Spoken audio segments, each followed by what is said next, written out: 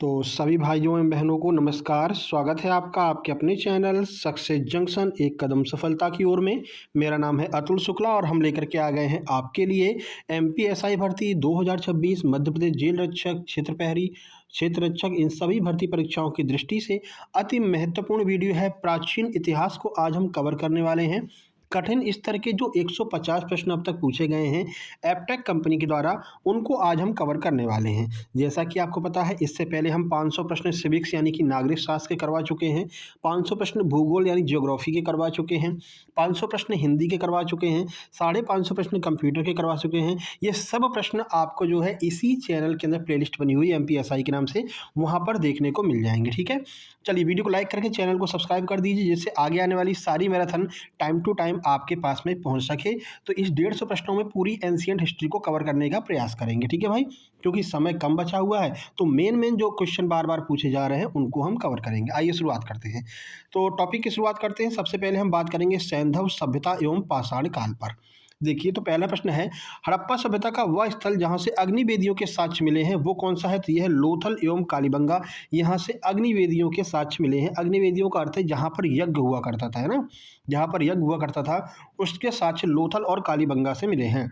धौलावीरा किस द्वीप पर स्थित है? ये भी पूछा गया था अभी। तो कौन से द्वीप पर है? कादिर द्वीप पर स्थित है, जो कि गुजरात में है ना। तो धौलावीरा पहली बात गुजरात में है। इसको अभी यूनेस्को ने विश्व विरासत स्थल की सूची में भी शामिल किया है, पहली बात। ठीक है, इसलिए ये और भी महत्वपूर्ण हो जाएगा। तो इसका द्वीप पूछते हैं, पहले गुजरात पूछते थे, अब पूछते हैं कौन से द्वीप पर है। तो ये कादिर द्वीप पर स्थित है। आगे बढ़ते हैं। सैंधव सभ्यता में मनके बनाने का कारखाना कहाँ से प्राप्त हुआ था? तो लोथल और चंदूहड़ों से मनके बनाने का कारखाना प्राप्त हुआ था, ये भी पूछा गया है। ताम्र पाषाणिक संस्कृति कायथा की खोज ये किसने की थी? तो कायथा की खोज वीएस वाकड़कर महोदय के द्वारा की गई थी। हड़प्पा कालीन लिपि की प्रकृति कैसी है? किस प्रकृति में लिखी गई है जो हड़प्पा कालीन लिपि है? तो ये है भाव चित्रात्मक। ठीक है, तो ध्यान रखना, जो हड़प्पा कालीन लिपि है वो भाव चित्रात्मक है। वहाँ पर चित्र के द्वारा जो है भावनाओं को व्यक्त किया गया है। आगे बढ़ने से पहले आप लोगों को बता दें, जैसा कि आपको पता है एमपी पुलिस और एमपी आबकारी के एग्जाम में भी अपने सुपर नोट्स से सीधे सीधे प्रश्न एग्जाम में देखने को मिले थे। इसी तरह एमपीएसआई के भी एग्जाम में अपने सुपर सिलेक्शन नोट्स से सीधे सीधे प्रश्न आपके एग्जाम में देखने को मिलेंगे। इन सुपर सिलेक्शन नोट्स में आपको 10 सब्जेक्ट के कंप्लीट सुपर सिलेक्शन नोट्स मिलेंगे। इसके अलावा जितने भी मैराथन हमने करा रखी हैं, जैसे कि सिविक्स के 500 प्रश्न, नागरिक शास्त्र के 500 प्रश्न आपको पीडीएफ में मिल जाएंगे। ठीक है, 500 प्रश्न आपको हिंदी के मिल जाएंगे और 550 प्रश्न आपको कंप्यूटर के मिल जाएंगे, 500 प्रश्न आपको ज्योग्राफी के मिल जाएंगे। अभी 150 प्रश्न हमने साइंस के करवा दिए, अभी साइंस की और वीडियो आने वाली। ठीक है, तो वो 150 प्रश्न आपको साइंस के मिल जाएंगे। इसके अलावा हिस्ट्री की एक वीडियो ऑलरेडी अपलोड कर चुके हैं 150 प्रश्नों की, और ये आपके 150 प्रश्न यानी 300 प्रश्न हो जाएंगे। इसके बाद एक और वीडियो आएगी जिसमें बाकी बचे हुए 200 प्रश्नों को कवर करके टॉप 500 प्रश्न आपको हम हिस्ट्री के भी दे देंगे। तो ये सारे प्रश्न आपको पीडीएफ फॉर्म में इसी नोट्स के साथ उपलब्ध कराए जाएंगे। ये नोट्स पहले 199 के मिल रहे थे, लेकिन अब इनको घटा करके, क्योंकि आपका एडमिट कार्ड भी आ गया, तो मात्र 159 रुपये कर दिया गया है। 159 में आप ये complete super selection notes, MCQ, marathon ये सब कुछ प्राप्त कर सकते हैं। कैसे प्राप्त करेंगे? छोटी सी प्रक्रिया है। ये क्यूआर कोड आपको दिखाई दे रहा है, इसका स्क्रीनशॉट खींच लीजिए। इसी पर आपको 159 का पेमेंट करना है और उस पेमेंट का स्क्रीनशॉट इस व्हाट्सएप नंबर 7052547003 इस पर आपको सेंड कर देना है। जैसे ही आप स्क्रीनशॉट सेंड करेंगे, तुरंत की तुरंत आपको complete super selection notes send कर दिए जाएंगे और आपको व्हाट्सएप ग्रुप में जोड़ दिया जाएगा, जहां पर आपको आगे के सारे नोट्स मिलते रहेंगे। जो लोग व्हाट्सएप ग्रुप में जुड़े हैं उनको पता है, कल हमने ज्योग्राफी की 500 प्रश्नों की पीडीएफ वहां पर डाल दी है, तो आप लोग जाकर के डाउनलोड कर लेना, जो लोग डाउनलोड नहीं किए हैं। ठीक है मेरे भाई, सारी बातें समझ में आ गई। जो इस क्यूआर से पेमेंट ना कर पा रहे हो, कोई दिक्कत नहीं, इस पर मैसेज करके आप फोन पे नंबर ले लेना, फोन पे पर पेमेंट करके स्क्रीनशॉट भेज के अपने नोट से प्राप्त कर सकते हैं। ठीक है भाई, चलो आगे बढ़ते हैं। चलो प्रश्न नंबर 6 देखते हैं। प्रश्न नंबर 6 है, भारत में मध्य पाषाण काल के संदर्भ में पशुपालन के प्रमाण कहाँ से मिले हैं? तो मध्य पाषाण काल के दौरान पशुपालन के जो साक्ष्य हैं वो आदमगढ़ और बागौर से मिले हैं। बुर्ज होम के पुरातात्विक स्थल से प्राप्त प्रमुख साक्ष्य कौन सा है? तो ये गर्त, आवास और मालिक के साथ में कुत्ते को दफनाने का साक्ष्य, ये बहुत पूछा जाता है। कलर चेंज कर लेते हैं ना। ये प्रश्न बहुत पूछते हैं कि कुत्तों को मालिक के साथ में दफनाने का जो साक्ष्य है वो कहाँ से मिला है? तो ये बुर्ज होम से मिला है, ये आपको ध्यान रखना है। अगला, चावल के प्राचीनतम साक्ष्य लगभग 8000 से 9000 ईसा पूर्व के कहाँ से मिले हैं? तो ये लहुरा देव संत कबीर नगर, जो कि उत्तर प्रदेश में है, यहाँ से मिले हैं चावल के प्राचीनतम साक्ष्य, यानी कि सबसे पुराना चावल। लगभग 8000 से 9000 ईसा पूर्व का चावल यहाँ पर मिला है संत कबीर नगर में। अगला देखिए, हड़प्पा सभ्यता का एकमात्र शहर जो 3 भागों में विभाजित था वो कौन सा था? तो ये है धौलावीरा। ये भी आपके लिए महत्वपूर्ण है।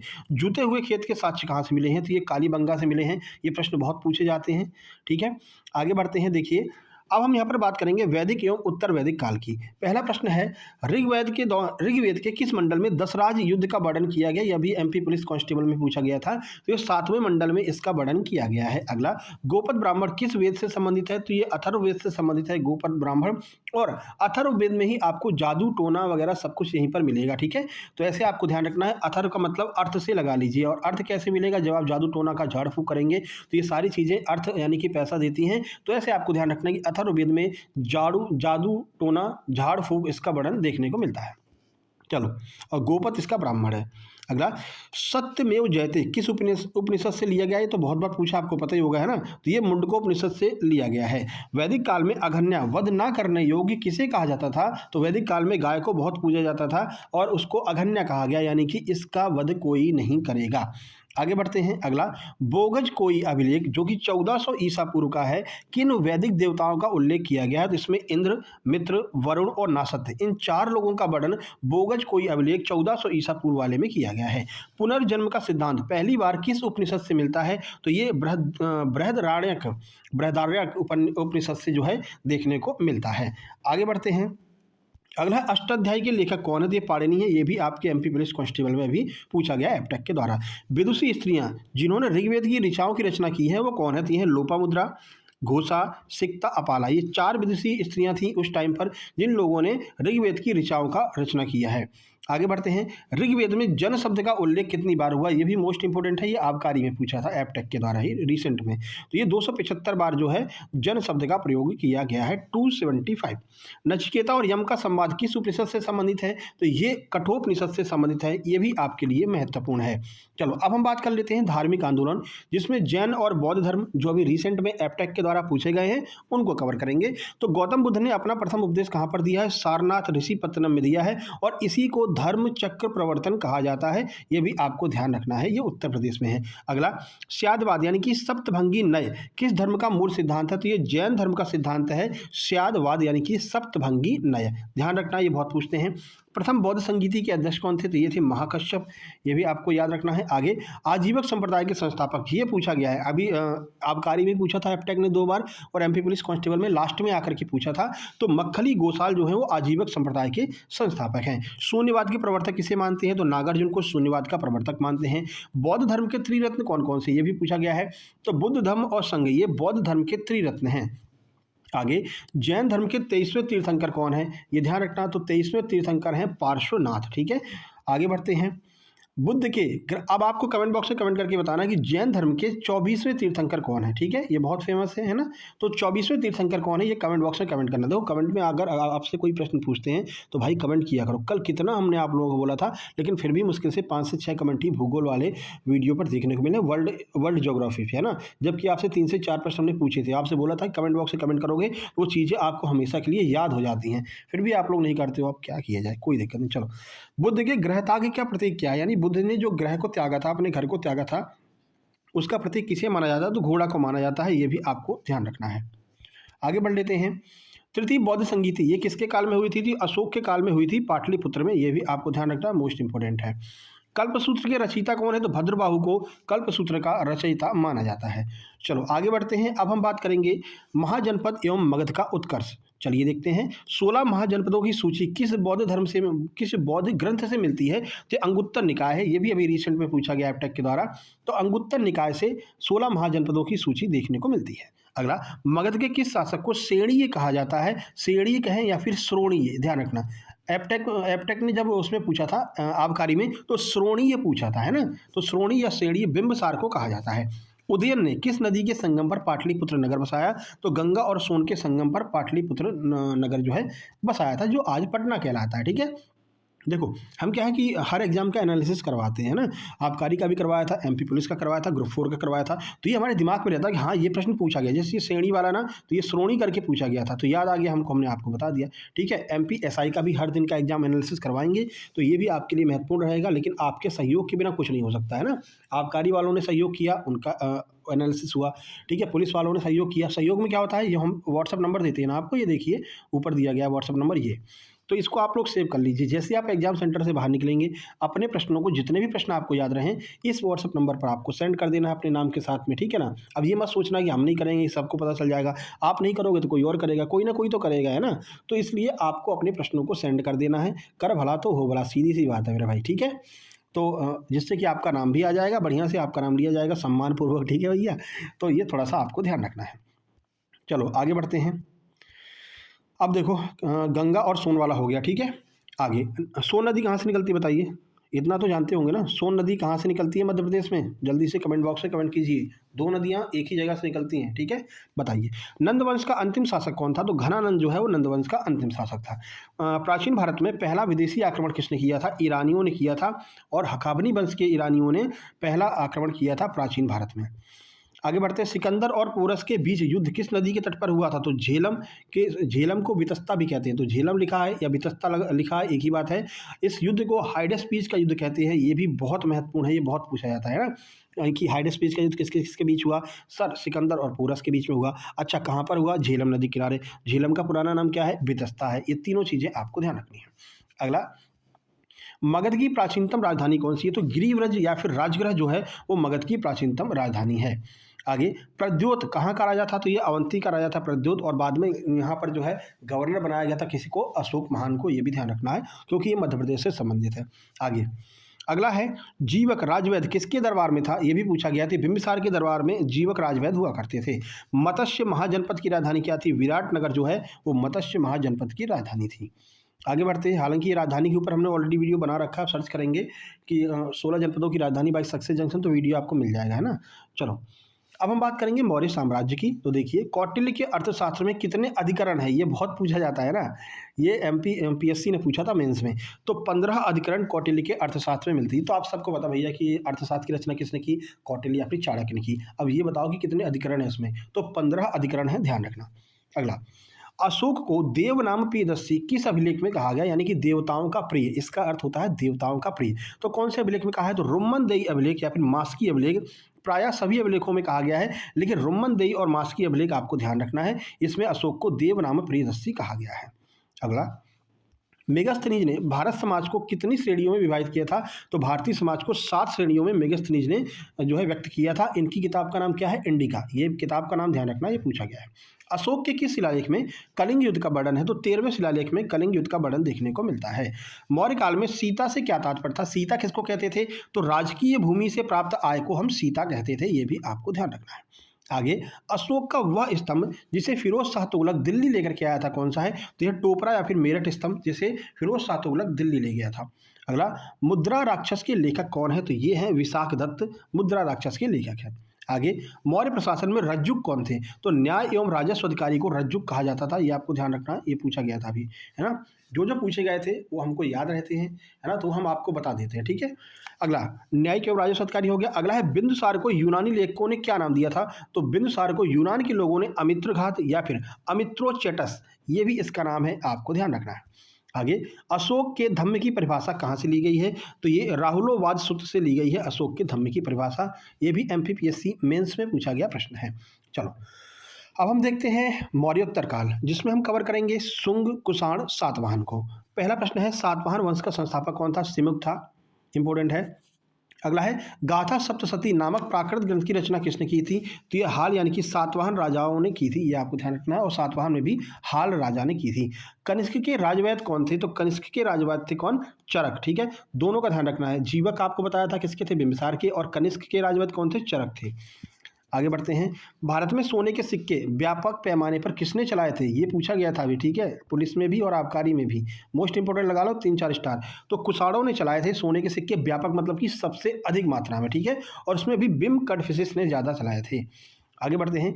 जूनागढ़ अभिलेख, जिसे हम संस्कृत का पहला बड़ा अभिलेख कहते हैं, ये किसका है? तो ये रुद्रदामन का अभिलेख है। ये भी आपके लिए महत्वपूर्ण है। प्रश्न आपके लिए हम सारे महत्वपूर्ण ही लेकर के आए हैं जो पूछे गए हैं। अगला, विक्रम संवत की शुरुआत कब हुई थी? 57 ईसा पूर्व में विक्रम संवत की शुरुआत हुई थी। अश्वघोष किसके समकालीन थे? कनिष्क के समकालीन थे।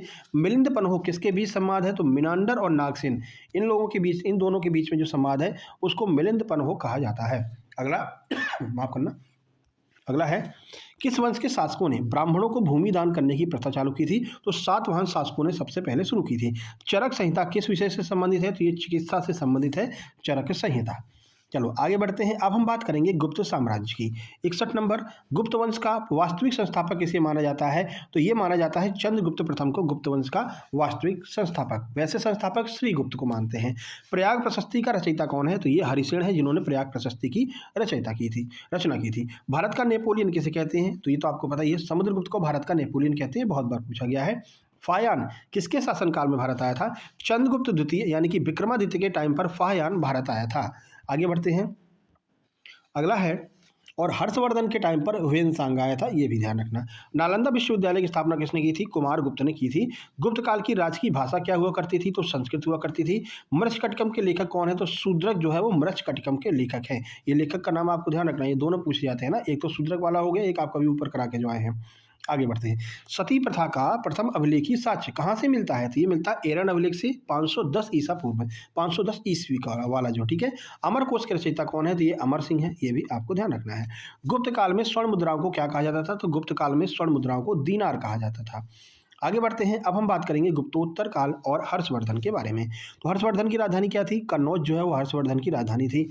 हर्षचरित के लेखक कौन है? ये बाणभट्ट हैं, ठीक है। ये लेखक जो बार बार पूछे जाते हैं, 3-4 लेखक हमने इसमें कवर कर लिए हैं। एक मृच्छकटिकम वाले शूद्रक हो गए, ठीक है, हर्षचरित बाणभट्ट हो गए, एक आपका भी ऊपर करा के आए कादम्बरी के, है ना, तो ये सब आपको याद रखना है। ह्वेनसांग ने किस विश्वविद्यालय में शिक्षा ग्रहण की थी? तो नालंदा विश्वविद्यालय में ह्वेनसांग ने शिक्षा ग्रहण की। पुलकेशिन द्वितीय ने हर्षवर्धन को किस नदी के तट पर हराया था? तो नर्मदा नदी के। ये बहुत पूछते हैं क्योंकि ये मध्य प्रदेश से संबंधित है। तो पुलकेशिन द्वितीय ने हर्षवर्धन को नर्मदा नदी के तट पर हराया था। कादम्बरी किसकी रचना है? तो ये बाणभट्ट की रचना है। हर्ष के समय कुंभ मेला कहाँ पर लगता था? तो प्रयाग में लगता था, जो आज भी लग रहा है और इस बार भी लगा है। आपको पता है इससे पहले जो लगा था 144 साल बाद आया था महाकुंभ, तो ये हर्षवर्धन के द्वारा ही चालू किया गया था। ह्वेनसांग को अन्य किस नाम से जानते हैं? तो नीति का पंडित, यात्रियों का राजकुमार, ये भी बहुत महत्वपूर्ण है, ठीक है। तो नीति का पंडित या फिर यात्रियों का राजकुमार किसको कहते हैं? ह्वेनसांग को। मौखिर वंश की राजधानी क्या थी? तो कन्नौज जो है मौखिर वंश की राजधानी थी। हर्ष द्वारा रचित नाटक कौन कौन से हैं? तो हर्षवर्धन ने प्रियदर्शिका, रत्नावली, नागानंद, ये तीनों नाटक रचे थे। गुप्तोत्तर काल में भूमि का स्वामी क्या कहलाता था? तो क्षेत्रक कहलाता था, ये ध्यान रखना है आपको। चलो अब हम बात करेंगे दक्षिण भारतीय राजवंश की। तो कंची के कैलाश, जो कांची का कैलाशनाथ मंदिर है, इसका निर्माण किसने करवाया था? तो नरसिंह वर्मन द्वितीय, जिसे जो पल्लव शासक थे, इनके द्वारा करवाया गया था कांची के कैलाशनाथ मंदिर का। अगला, मत्त विलास प्रहसन, बहुत महत्वपूर्ण है। मत्त विलास प्रहसन के लेखक कौन है? तो ये हैं महेंद्र वर्मन प्रथम।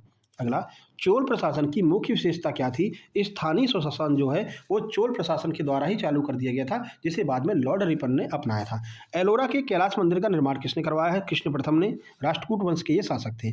अगला है, उत्तर मेरूर अभिलेख किस शासक व्यवस्था से संबंधित है? तो ये चोल ग्राम प्रशासन से संबंधित है। उत्तर मेरूर अभिलेख ये महत्वपूर्ण है एमपीपीएससी मेंस के लिए। अगला, पल्लव वंश का संस्थापक कौन है? तो सिंह विष्णु जो है वो पल्लव वंश के संस्थापक हैं। गंगईकोंड चोलपुरम, इसकी स्थापना किसने की थी? तो राजेंद्र चोल प्रथम ने की थी। राष्ट्रकूट वंश की राजधानी क्या थी? माणिक्य जो है वो राष्ट्रकूट वंश की राजधानी थी। हर्ष की राजधानी कन्नौज पूछी जाती है, ध्यान रखना, और राष्ट्रकूट की राजधानी माणिक्य था, ये दोनों आपको ध्यान रखना है। मौखिर वंशों की भी कन्नौज है, ठीक है। आगे, तंजावुर का बृहदेश्वर मंदिर ये किसने बनवाया था? तो ये बनवाया था राजराज चोल प्रथम ने। चालुक्य वंश वातापी वाले जो हैं, सबसे प्रतापी राजा कौन था वातापी के चालुक्य का? तो पुलकेशिन द्वितीय था, जिसने हर्षवर्धन को नर्मदा के तट पर हराया था। ये आपको महत्वपूर्ण है, ये आपको ध्यान रखना है। अगला, प्राचीन काल एवं साहित्य दर्शन की बात करते हैं। तो सांख्य दर्शन के प्रणेता कौन थे? ये थे कपिल मुनि, जिन्होंने सांख्य दर्शन की रचना की है। अगला, योग दर्शन के प्रतिपादक कौन है? पतंजलि हैं, आपको पता ही होगा इनके बारे में, ये भी पूछे जाते हैं। मीमांसा दर्शन के संस्थापक कौन है? ये हैं जैमिनी। कोणार्क का सूर्य मंदिर ये किसने बनवाया था? नरसिंह देव प्रथम ने बनवाया था। ओडिशा कोणार्क में स्थित है वर्तमान में। मध्य प्रदेश में कोणार्क की प्रतिलिपि किसे कहते हैं बताइए? मध्य प्रदेश में कोणार्क सूर्य मंदिर की प्रतिलिपि कौन से मंदिर को कहा जाता है? तो ये ग्वालियर में स्थित है। सूर्य मंदिर क्या कहते हैं उसको, वहाँ पर मतलब कि वैसे है सूर्य मंदिर ही है पूरा, कुछ कहते हैं उसको गोले का मंदिर है ना गोले का मंदिर कहते हैं, अपन तो गए हैं वहाँ पर। ठीक है, कौन कौन गया है गोले के मंदिर, बताओ ग्वालियर से कौन कौन है, पहले ये बताओ कमेंट बॉक्स में कमेंट करके। गोले का मंदिर सब गए होंगे, ठीक है ना। तो गोले के मंदिर पर ही जो है सूर्य मंदिर स्थित है, जिसको हम मध्य प्रदेश में कोणार्क सूर्य मंदिर की प्रतिलिपि कहते हैं। ये पूछा गया था एक बार, ग्रुप 4 में पूछा गया था शायद, है ना। चलो, मीमांसा का हो गया, ठीक है, ये भी हो गया। अब हम बात करते हैं खजुराहो। तो खजुराहो के मंदिरों का निर्माण किन शासकों ने करवाया था? चंदेल शासकों के द्वारा करवाया गया था। अजंता की गुफाएं किस धर्म से संबंधित हैं? ये बौद्ध धर्म से संबंधित हैं। पंचतंत्र के लेखक कौन है? विष्णु शर्मा पंचतंत्र के लेखक हैं। अगला, विक्रमशिला विश्वविद्यालय की स्थापना किसने करवाई थी? तो धर्मपाल ने विक्रमशिला विश्वविद्यालय की स्थापना। गीत गोविंद के रचयिता जयदेव किसके दरबारी कवि थे? तो ये लक्ष्मण सेन के दरबारी कवि थे। और पहली बात, गीत गोविंद की रचना किसने की है? जयदेव ने की है। ये भी बहुत पूछा जाता है। राज तरंगड़ी जिसमें कश्मीर का इतिहास देखने को मिलता है, इसके लेखक कौन है? तो ये हैं कल्हड़। चलो, अब हम विविध प्रश्न कर लेते हैं। कठिन शब्दावलियाँ जो होती हैं, ठीक है, उसको देख लेते हैं। तो 101 नयनार कौन थे? तो ये शैव संतों को नयनार कहा जाता था। ये बहुत पूछा जाता है। नयनार और अलवार, इनमें डिफरेंस पूछा जाता है। तो नयनार जो थे वो शैव संत थे, अर्थात शिव जी की पूजा करते थे। और अलवार कौन थे? तो अलवार वैष्णव संत थे, अर्थात विष्णु भगवान की पूजा करते थे। अगला अगला है पेरिप्लस ऑफ द एरिथ्रियन सी। इसके लेखक कौन है? तो ये है अज्ञात, इनको पता नहीं है कौन लेखक है, लेकिन ये कन्फर्म है कि ये है यूनानी, एक यूनानी व्यक्ति था जिसने इसकी रचना की थी। अगला, अब लेखों के अध्ययन को क्या कहते हैं? इसको हम एपिग्राफी कहते हैं। सिक्कों के अध्ययन को क्या कहते हैं? इसको हम न्यूमिस्मेटिक्स कहते हैं। ठीक है, ये आपको ध्यान रखना है। आगे बढ़िए। अगला है एरिटामेट्टू, जिसे हम अरिकामेडू कहते हैं। ये क्या है? तो ये एक प्राचीन बंदरगाह और व्यापारिक केंद्र है। कलचुरी वंश की राजधानी क्या थी? त्रिपुरी। राजधानियाँ सबकी ध्यान रखना है आपको, ठीक है, हर्ष वाली ज़्यादा ध्यान रखना है, कन्नौज। अगला, शत्रुंजय पहाड़ियों पर स्थित प्रसिद्ध जैन मंदिर कौन सा है? तो ये पालीताना, जो कि गुजरात में है, ध्यान रखना, ये जैन मंदिर है। अगला, कापालिक संप्रदाय के इष्ट देवता कौन थे? ये थे भैरव। ये कठिन वाले प्रश्न हैं, पहले बता रखा है, ऊपर लिख दिया भैया, कठिन शब्दावलियाँ, है ना। चलो, शंकराचार्य ने किन 4 स्थानों पर मठ स्थापित किए थे? तो ये श्रृंगेरी, द्वारका, पुरी, बद्रीनाथ। इसको ऐसे पूछते हैं, इनमें से किस स्थान पर शंकराचार्य ने मठ स्थापित नहीं किया था? श्रृंगेरी, द्वारका, पुरी और फिर वाराणसी। ठीक है, तो वाराणसी में नहीं किया था। अगला है विक्रमांक देवचरित के रचयिता कौन है? तो ये है बिल्हड़। तो कल्हड़ ने किसकी रचना की थी? अभी ऊपर बता क्या है, कश्मीर के इतिहास की रचना कल्हड़ ने की थी, और विक्रमांक देवचरित की रचना किसने की है? बिल्हड़ ने। अगला, शिल्पाधिकारम तमिल महाकाव्य के लेखक कौन है? तो ये हैं इलांगो आदिगल। इन्होंने इस तमिल महाकाव्य की रचना की थी। अगला है मणिमेखल के लेखक कौन है? तो ये हैं शीतले सतनार, जिन्होंने मणिमेखल की रचना की है। संगम साहित्य की रचना, संगम साहित्य की भाषा क्या थी?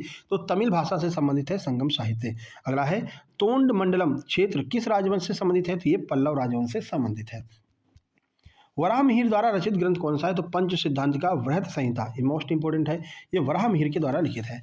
ब्रह्मगुप्त ने किसकी खोज की थी? गुरुत्वाकर्षण के सिद्धांत की खोज की थी ब्रह्मगुप्त ने, न्यूटन से पहले ही कर दी थी। न्यूटन बाबा ने तो बाद में आके की है, ठीक है, अपने यहाँ के जो ब्रह्मगुप्त थे उन्होंने बहुत पहले इसकी खोज कर दी थी। आगे बढ़ते हैं, अद्वैतवाद के प्रवर्तक कौन है? तो शंकराचार्य जो है वो अद्वैतवाद के प्रवर्तक है। अगला है विशिष्टाद्वैतवाद के प्रवर्तक कौन है? तो ये रामानुजाचार्य। आगे बढ़िए। खजुराहो का कंदरिया मंदिर किसने बनवाया था? तो धंगदेव ने, जो कि चंदेल शासक थे, इन्होंने खजुराहो का कंदरिया मंदिर बनवाया था। यूनेस्को की विश्व विरासत सूची में शामिल है। अगला, पुरी का जगन्नाथ मंदिर किसने बनवाया था? तो अनंत वर्मन चोडगंग ने पुरी के जगन्नाथ मंदिर का निर्माण करवाया था। दिलवाड़ा के जैन मंदिर माउंट आबू किसने बनवाया था? माउंट आबू पर्वत पर स्थित है, तो बिमल शाह के द्वारा बनवाया गया था। सूरसेन महाजनपद की राजधानी क्या थी? तो मथुरा सूरसेन महाजनपद की राजधानी थी। पांडव वंश का प्रतीक चिन्ह क्या था? तो ये था मछली, कार्प। चेर वंश का प्रतीक चिन्ह क्या था? धनुष। चोल वंश का प्रतीक चिन्ह क्या था? बाघ। ये सभी प्रतीक चिन्ह पूछे जाते हैं, ये आपको देख लेना है एक बार। किरातार्जुनीयम के लेखक कौन थे? ये भारवी थे। 10 कुमार चरित्रम के लेखक कौन थे? ये दंडी थे। ठीक है, अब देखो, आपसे हमने इतनी बार कहा है कि कैसे इसको पढ़ेंगे इन नोट्स को लेने के बाद में। तो देखो, सुबह 4 बजे जग जाओ, 4:30 तक बैठ जाओ पढ़ने के लिए, और 4:30 से 7 बजे तक जितने भी 500 प्रश्न हमने दे रखे हैं आपको, आधे घंटे में 30 मिनट में आप एक सब्जेक्ट के 500 प्रश्नों को आराम से अपनी आंखों के सामने से गुजार सकते हैं ना। तो ये आपको करना है, 7 बजे तक आपको जितने भी 500 प्रश्न दे रखे हैं सभी सब्जेक्ट के, वो आपको अपनी आंखों के सामने से गुजार लेने हैं। ठीक है, ऐसा अगर आप 3 दिन 4 दिन करते हैं तो जब एग्जाम में जब प्रश्न आएगा ना, तो आपको ऑप्शन की जरूरत ही नहीं पड़ेगी, आपकी आंखें सीधे वहीं जाएंगी जहां पर उत्तर होगा, है ना। ये फायदा होता है वन लाइनर का, इसलिए आपको हम 500, 550, 200, 250 ऐसे वन लाइनर, करंट अफेयर, ये सब कुछ दे रहे हैं। ठीक है मेरे भाई, चलो और जो लोग नोट्स लिए हैं भैया, नोट्स के बीच में ही आप देखोगे ना तो आपको व्हाट्सएप ग्रुप की लिंक दी रहती है, अलग से नहीं मिलता है, अलग से नहीं जोड़ा जाता है। कितने लोगों को हम जोड़ेंगे, है ना। तो आपको लिंक दे देते हैं, उस लिंक पर केवल आप ही क्लिक करके जो है ज्वाइन कर सकते हैं, किसी और को शेयर भी नहीं कर सकते, है ना। तो उसी पर आपको क्लिक करके और ग्रुप को ज्वाइन कर लेना है मेरे भाई। चलो आगे बढ़ते हैं। 10 कुमार चरित्र के हो गए दंडी। अगला पंच सिद्धांतिका के लेखक कौन है? बराहमीर है, अभी ऊपर ही आपको बताया है। भास द्वारा रचित प्रसिद्ध नाटक कौन सा है? तो यह है स्वप्न वासव दत्तम। भारत में मूर्ति पूजा की नींव किस धर्म ने रखी थी? तो बौद्ध धर्म ने रखी थी, गांधार कला के अंतर्गत। आगे बढ़ते हैं। कनिष्क की दूसरी राजधानी क्या थी? तो मथुरा, और पहली राजधानी पुरुषपुर। दूसरी राजधानी कनिष्क की क्या थी? मथुरा। पहली राजधानी कौन थी? पुरुषपुर, जिसे पेशावर कहते हैं, पाकिस्तान में है, ध्यान रखना। शक संवत की शुरुआत कब प्रारंभ हुई थी? तो 78 ईस्वी में। नागार्जुन को क्या कहा जाता है? भारत का आइंस्टीन कहा जाता है, यह भी पूछा गया था एमपी पुलिस कांस्टेबल में। भारत का आइंस्टीन कौन है? नागार्जुन। सुदर्शन झील का पुनरुद्धार ये किसने करवाया था? तो रुद्रदामन और स्कंदगुप्त ने। गुप्त काल में चांदी के सिक्कों को क्या कहते थे? तो रूपक कहते थे। काव्य मीमांसा के लेखक कौन है? राजशेखर, ये आपको ध्यान रखना है। आगे, वेनसांग के यात्रा वृतांत का क्या नाम है? सी यू की। ये भी 2 बार पूछा गया, अभी एमपी पुलिस कांस्टेबल में पूछा गया था और एक बार आपके आबकारी में भी पूछा गया था। तो ये स्टार मार्क कर लेना, महत्वपूर्ण है। वेनसांग के यात्रा वृतांत का नाम क्या है? सी यू की। पूछते हैं कि सी यू की किसकी रचना है? तो वेनसांग की। अगला, शशांक किस धर्म का अनुयायी था जिसने बोधि वृक्ष को कटवा दिया था? तो ये शैव धर्म का अनुयायी था। महेंद्र वर्मन को किस शैव संत ने दीक्षित किया था? अपर ने जो है महेंद्र वर्मन को दीक्षित किया था। लिंगराज मंदिर जो भुवनेश्वर उड़ीसा वाला है, का निर्माण किसने करवाया था? तो ययाति केसरी ने इसका निर्माण करवाया था। अगला, भीमबेटका की गुफाएं किस लिए प्रसिद्ध है? तो शैल चित्रकारी के लिए, वहां पर दीवारों पर चित्रकारी की गई है, इसके लिए भीमबेटका की गुफाएं प्रसिद्ध हैं, रायसेन में स्थित हैं, याद रखना। सिंधु सभ्यता का शब्द प्रयोग सर्वप्रथम किसने किया था? तो ये जॉन मार्शल ने सिंधु सभ्यता शब्द का प्रयोग किया था। ताम्रलिपि प्राचीन भारत का क्या था? तो ताम्रलिपि एक बंदरगाह था। ये भी पूछते हैं भैया ताम्रलिपि क्या है, लोग इसको लिपि या फिर भाषा लगा करके चले आते हैं, लेकिन ध्यान रखना ताम्रलिपि एक बंदरगाह था जो पूर्वी तट पर स्थित था। वैशेषिक दर्शन के प्रतिपादक कौन है? तो ये हैं कणाद मुनि। हेलियोडोरस का बेसनगर स्तंभ अभिलेख किस देवता को समर्पित है? तो ये वासुदेव या फिर विष्णु या श्री कृष्ण को समर्पित है। अगला, ये महत्वपूर्ण है ना। विक्रमशिला विश्वविद्यालय को किसने नष्ट किया था? तो ये बख्तियार खिलजी ने विक्रमशिला विश्वविद्यालय में आग लगा दी थी, विक्रमशिला विश्वविद्यालय को नष्ट कर दिया था। शूद्रक का असली नाम क्या था? तो ये शूद्रक का असली नाम इंद्रगुप्त था, विवादित, लेकिन जो मृच्छकटकम है जो इन्होंने खुद लिखी है उसमें इन्होंने अपना नाम बताया है इंद्रगुप्त। अगला, प्राचीन काल में श्रेणी किसे कहते थे? तो व्यापारियों के संगठन को प्राचीन काल में श्रेणी कहा जाता था। अगला है, अशोक के अभिलेखों को सर्वप्रथम किसने पढ़ा था? तो जेम्स प्रिंसेप ने 1837 में अशोक के अभिलेखों को पढ़ा था।